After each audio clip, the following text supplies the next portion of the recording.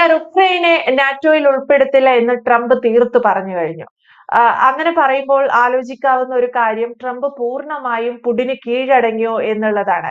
കാരണം നമുക്കറിയാം ഈ യുദ്ധത്തിന്റെ ഒരു തുടക്കം എന്ന് പറയുന്നത് തന്നെ ഈ നാറ്റോയിൽ ഉൾപ്പെടുത്തുമോ എന്നുള്ളതിനെ ചൊല്ലിയുള്ളതായിരുന്നു. അതിന്റെ ഒരു തുടക്കം നമുക്ക് പരിശോധിച്ചാൽ മനസ്സിലാകും. യഥാർത്ഥത്തിൽ ട്രംപ് ഇപ്പോൾ ഉൾപ്പെടുത്തില്ല എന്ന് ചർച്ചയ്ക്ക് മുന്നേ തന്നെ സെലൻസ്കിയോട് അല്ലെങ്കിൽ ഉക്രൈനോട് തീർത്ത് പറയുമ്പോൾ പൂർണ്ണമായും പുടിന് കീഴടങ്ങി എന്ന് തന്നെയല്ലേ വിശ്വസിക്കേണ്ടത്? അങ്ങനെയൊക്കെ ചിന്തിച്ചാലും കുഴപ്പമൊന്നുമില്ല. കാരണം ഏതാണ്ട് 4 കൊല്ലത്തോളം എടുക്കുന്ന യുദ്ധം, 3.5 കൊല്ലത്തിനകത്തെ യുദ്ധം, ഈ യുദ്ധത്തിന്റെ എല്ലാം കാരണം എന്ന് പറഞ്ഞാൽ ഈ പറയുന്ന യുക്രൈനെ നാറ്റോയിൽ ഉൾപ്പെടുത്താൻ പോകുന്നു, അല്ലെങ്കിൽ ഈ പറയുന്ന സെലൻസ്കി നാറ്റോ അംഗത്വം എടുക്കാൻ പോകുന്നു എന്നുള്ള കാരണം കൊണ്ടാണ്. അത് ഒരുപക്ഷെ റഷ്യയെ പറഞ്ഞു അത് നടക്കത്തില്ല. കാരണം നാറ്റോയ്ക്കകത്ത് ഉൾപ്പെടുത്തി കഴിഞ്ഞാൽ പോളണ്ട് കഴിഞ്ഞ് ഗേറ്റ് വേ എന്ന് പറയുന്നത് പോളണ്ടാണ്. ഗേറ്റ് വേ കഴിഞ്ഞിട്ട് ഇങ്ങോട്ട് വരുമ്പോൾ അവിടെ വന്ന് അവന്റെ എല്ലാം സൈനിക താവളം ഇവിടെ കൊണ്ടുവരിക. അത് പിന്നെ എന്തോ വേണം, നമ്മുടെ ഈ റഷ്യയുടെ ബോർഡർ അല്ലേ, അവിടെ കൊണ്ട് സൈനിക താവളം അനുവദിക്കത്തില്ല.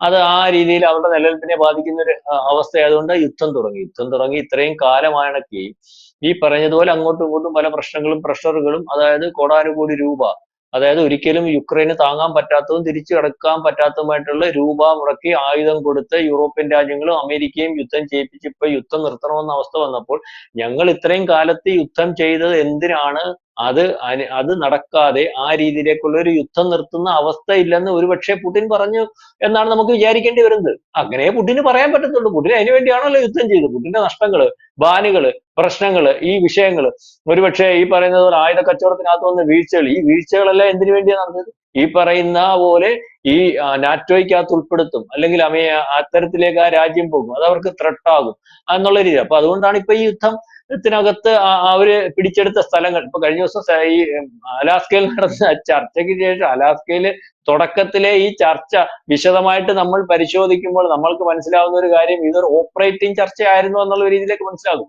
അതായത് പ്രോട്ടോകോൾ അനുസരിച്ച് അമേരിക്ക ലോക പ്രസിഡന്റ്, അമേരിക്ക ആദ്യം സംസാരിക്കുന്നു, പുടിൻ സംസാരിച്ചതിന് ശേഷം ഇവിടെ വന്ന് മാധ്യമങ്ങളെ കണ്ടപ്പോൾ ഏറ്റവും കൂടുതൽ സംസാരിച്ച ആരാ? ഈ പറയുന്ന ട്രംപ് അല്ല, പുടിനാ സംസാരിച്ച്.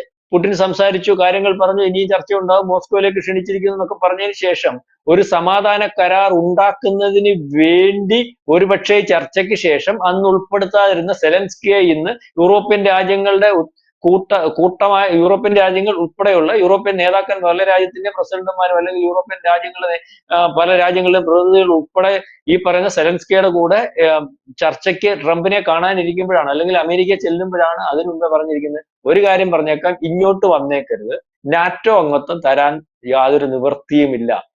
അപ്പം നാറ്റോ അംഗത്വം കൊടുക്കണ്ട എന്ന് തീരുമാനിക്കുന്നു, അല്ലെങ്കിൽ അത്തരത്തിൽ നാറ്റോ രാജ്യങ്ങളുമായിട്ട് ഇതിനുശേഷം ഫോണിൽ സംസാരിച്ച് ധാരണ എത്തിയിരിക്കുന്നു എന്ന് വേണം കഴിഞ്ഞ ദിവസം അലാസ്കയിലെ ചർച്ചയ്ക്ക് ശേഷം നാറ്റോ രാജ്യങ്ങൾ പുടിനെ അല്ല ട്രംപിനെ പ്രകീർത്തിച്ച് പറഞ്ഞത്. അതുപോലെ പുടിൻ പറഞ്ഞു, ഞങ്ങൾ പിടിച്ചെടുത്തിരിക്കുന്ന 2 സ്ഥലം, അല്ലെങ്കിൽ ഞങ്ങൾ ഇനി പിടിച്ചെടുക്കാൻ ഉദ്ദേശിക്കാത്ത സ്ഥലം, ഈ സ്ഥലങ്ങൾ ഞങ്ങൾക്ക് തന്നേ മതിയാകത്തുള്ളൂ. അത് ഇപ്പൊ ഞങ്ങൾ നിൽക്കുന്ന എവിടെ കയറിയാണ് പട്ടാളം നിൽക്കുന്നത് അവിടെ നിൽക്കും, അല്ലാതെ വേറെ ഒരു നീക്കങ്ങളും മുന്നോട്ട് നടത്തത്തില്ല. അതുപോലെ തന്നെ അപ്പം അതിനകത്ത് ഈ പറഞ്ഞതുപോലെ ഒരു ചർച്ചയും കൂടെ വന്നു. നാറ്റോ രാജ്യങ്ങൾ പറഞ്ഞു ഞങ്ങൾ നാറ്റോ അംഗത്വം കൊടുക്കും. അപ്പൊ പുടിൻ സമ്മതിച്ചു കൊടുക്കൂ. ഈ 3.5 കൊല്ലം യുദ്ധം ചെയ്ത് എന്തിനാ? പുടിൻ പറഞ്ഞു അതൊക്കെ ആലോചിക്കാൻ അവിടെ വരട്ടെ. പുടിന് കൃത്യമായിട്ടുള്ള നിലപാടുണ്ട്. അപ്പം ഇതിനകത്ത് ഇപ്പൊ നമുക്ക് തോന്നുന്നത് പുടിൻ സംസാരിക്കുന്നത് ട്രംപിന് വേണ്ടി, ട്രംപ് സംസാരിക്കുന്നത് പുടിന് വേണ്ടി, ഇതെന്തൊരു കാലമാണ്, ഇതുവരെ കീരിയും പാമ്പുമായിട്ട് ഇരുന്നവരെന്നുള്ള രീതിയിൽ. കാരണം ഇതിനകത്ത് പുടിനെ പിണക്കി മുന്നോട്ട് പോയാൽ ആ രാജ്യത്തിന്റെ ഒരു കാര്യം അറിയാം. ഇപ്പോഴത്തെ ഒരു സാമ്പത്തിക അവസ്ഥയിൽ എല്ലാവരും വലിയ രാജാക്കന്മാരാണെന്നൊക്കെ പറഞ്ഞു നിൽക്കുന്നെങ്കിലും ഏതെങ്കിലും ഒരു പ്രശ്നം കൂടി അതിജീവിച്ചു പോകുന്നതിന് വേണ്ടിയുള്ള സാമ്പത്തിക സംവിധാനമോ അല്ലെങ്കിൽ അത്തരത്തിലുള്ള ഒരു രാജ്യമോ ഒന്നുമല്ല യൂറോപ്യൻ രാജ്യങ്ങളും അമേരിക്ക ഉൾപ്പെടെ. 22 ട്രില്യൺ എക്കണോമിക്കൽ ഗ്രോത്ത് ഉണ്ടെങ്കിൽ അത്രയും തന്നെ കടവുമുണ്ട്.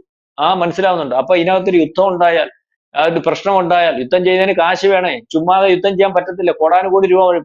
ആ യുദ്ധത്തോടു കൂടി എല്ലാ ട്രേഡിങ്ങും ബ്ലോക്ക് ആവും. അത് യൂറോപ്യൻ രാജ്യത്തിനകത്ത് പറ്റും, നാറ്റോയ്ക്കകത്ത് പറ്റും. ഈ സമയം കൊണ്ട് ഈ പറയുന്ന പോലെ റഷ്യ കയറി അങ്ങോട്ട് നിന്നിട്ട് ഒരു അടിയടിച്ചതിന് ശേഷം റഷ്യക്ക് സപ്പോർട്ട് ചെയ്യുന്നതിന് വേണ്ടി നമ്മുടെ ചൈനയും ഈ പറയുന്ന ഇന്ത്യയും കൂടെ അങ്ങോട്ട് നിന്നാല് എന്തോ ചെയ്യും?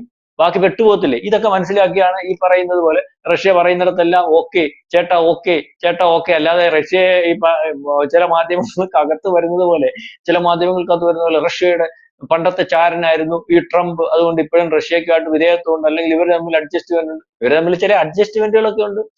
ഈ പറയുന്നത് പോലെ ട്രംപിനെ ആദ്യത്തെ ഇലക്ഷൻ സഹായിക്കുന്നതിന് വേണ്ടി ഈ പറയുന്ന പോലെ പുടിൻ ഗവൺമെന്റ് ആവുന്ന പോലെ റഷ്യ ആകുന്ന പോലെ ശ്രമിച്ചു. അന്ന് ബൈഡൻ അത് പിന്നെ രണ്ടാമത് ബൈഡൻ ബൈഡൻ വന്നപ്പോൾ അതിനൊക്കെ തെളിവുണ്ട്. 20 ലക്ഷത്തോളം മെസ്സേജുകൾ ഇലക്ഷന് തലേന്ന് അവിടുത്തെ സോഷ്യൽ മീഡിയയിൽ പ്രചരിപ്പിക്കുകയും അത്തരത്തിലുള്ള സഹായമൊക്കെ ചെയ്തു കൊടുത്തിട്ടുണ്ട്. അപ്പൊ അവര് തമ്മിൽ ആ ഒരു അന്തർധാരയൊക്കെ ഉണ്ട്.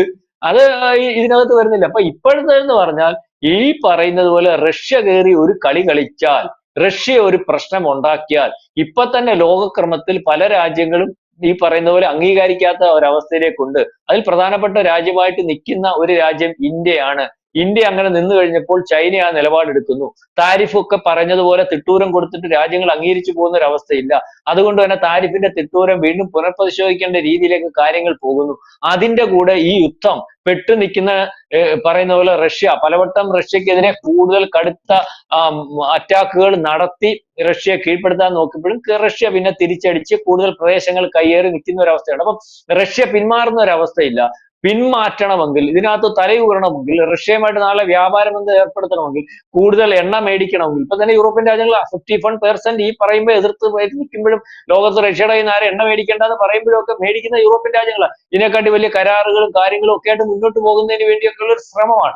അപ്പൊ അതിനകത്ത് യുക്രൈൻ സഫർ ചെയ്യട്ടെ എന്നാണ് വിചാരിക്കുന്നത്. അതുകൊണ്ട് ഞാൻ മുമ്പേ പറഞ്ഞതുപോലെ, നേരത്തെ ഒരു ടോക്കിനകത്ത് പറഞ്ഞതുപോലെ, യുക്രൈൻ സഫർ ചെയ്യട്ടെ, അവനെങ്ങോട്ട് കുറെ പോകുന്നേ പോട്ട്, നമുക്ക് എന്താ വേണം? നമ്മുടെ കാര്യത്തിനകത്ത് ഒരു സുരക്ഷയും അല്ലെങ്കിൽ യുദ്ധം ഉണ്ടാവാതെ പോവുകയും നാളെ കാലത്ത് ഈ പ്രശ്നം ഉണ്ടായാൽ നമ്മൾ അതിന്റെ പുറകിൽ നിന്ന് റഷ്യക്ക് വളരെ കൃത്യമായിട്ട് അറിയാം. പലവട്ടം നമുക്ക് താക്കീത്, ഞാൻ പറഞ്ഞ നമ്മളെന്ന് പറഞ്ഞ നാറ്റോ രാജ്യത്തിന് അമേരിക്കയും താക്കീത് എന്ന ഏതെങ്കിലും നാറ്റോ രാജ്യത്തെ അടിച്ചു കഴിഞ്ഞാൽ ആ നാറ്റോ രാജ്യങ്ങൾ അടിക്കുന്ന അവരുടെ ഇപ്പോഴത്തെ നിയമം അനുസരിച്ച് എല്ലാവരും കൂടെ ഇടപെടേണ്ടി വരും. അതോടുകൂടി യുദ്ധം തുടങ്ങിക്കഴിഞ്ഞാൽ ആ രാജ്യത്തിനകത്തെല്ലാം സാമ്പത്തിക പ്രശ്നം, എക്കണോമിക്കൽ ഗ്രോത്തിനെയൊക്കെ ബാധിക്കും.